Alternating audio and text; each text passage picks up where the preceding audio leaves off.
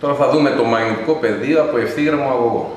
Ευθύγραμμο αγωγό που θα διοχετεύσουμε ένα ρεύμα, το οποίο είναι πολύ ισχυρό. Γι' αυτό θα χρειαστούμε ένα κατάλληλο μετασχηματιστή που μπορεί να μας δώσει τόσο μεγάλες εντάσεις ρεύματος. Ο συγκεκριμένος έχει μία τάση εξόδου 55V. Εδώ έχουμε ένα διακόπτη για να διακόπτουμε ή να επαναφέρουμε τη ροή. Ανορθωτής από 55V εναλλασσόμενη να μου δώσει 55V συνεχή και μέσω οροστάτη συνδέουμε τον ευθύγραμμο αγωγό. Έχουμε προσαρμόσει μία βάση με επίπεδο κάθετο στον αγωγό.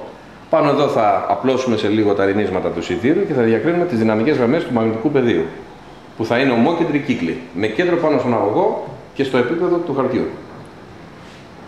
Λοιπόν,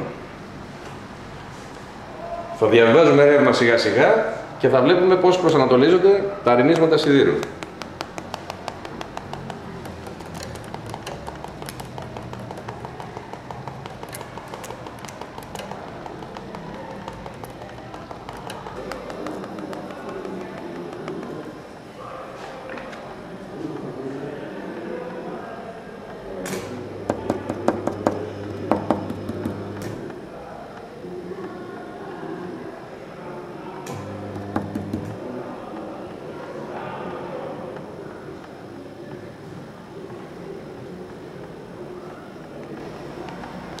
Βλέπουμε λοιπόν ότι είναι ομόκεντροι κύκλοι με κέντρο πάνω στον αγωγό.